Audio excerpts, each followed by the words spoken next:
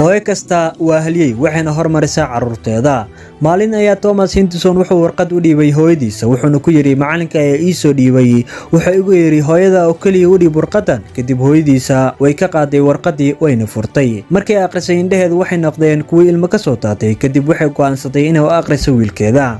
waxaan ku qornaa wiilkaaga waa wiil fahmada ay ku yartahay mana heeno macallimiinta sare u leh tababarka wiilkaaga fadlan adigu waxbar. Thomas ayaa aad ula yaabay arintan waayo wuxuu ogaa in iskuulka uu damiin ku ahaa sababtaasi ay macallimiinta ugu soo ceeriyeen.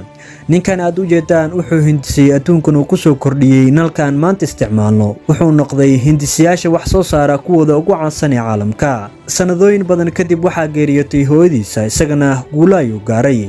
maalin ayuu ku soo laabtay gurigiisa si uu u qaato xasuusihii hore. kadib wuxuu arkay warqad isku laaban ee qaanada ku jirta. markii uu soo qabtayna waxay noqotay tii iskuulka. wuu kala furay markaa wuxuu bilaabay inuu aqriyo. waxaa ku qornaa wiilkaaga maskaxda ayuu ku jiran yahay uuna fahan daran yahay oo ogolaamayna inuu sii dhigto iskuulkeena ee waxaad geysaa meelaha dadka madax adag wax lagu baro kanaan u jeedo wax baramaaye. aad ayuu u ilmeeyay wuxuu ku qoray warqadan waa xasuus qarqayga.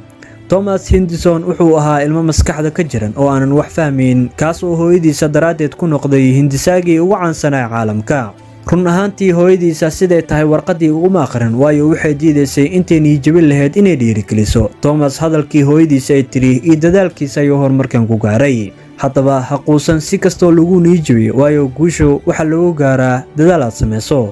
qofka niyadda wanaagsan marnaba ma guul dareysto. run ahaantii hooyo kastana waxay jeceshahay in carruurteeda u horseeto wax wanaagsan. dhiirigelinteeda ayaa horumar kasta lagu gaaraa. allow inoo dhoor hooyooyinkeena. waad ku mahadsan tahay daawashadaada. haddii aad nagu cusub tahay fadlan nagu soo biir si aad u hesho muuqaalo xiiso badan.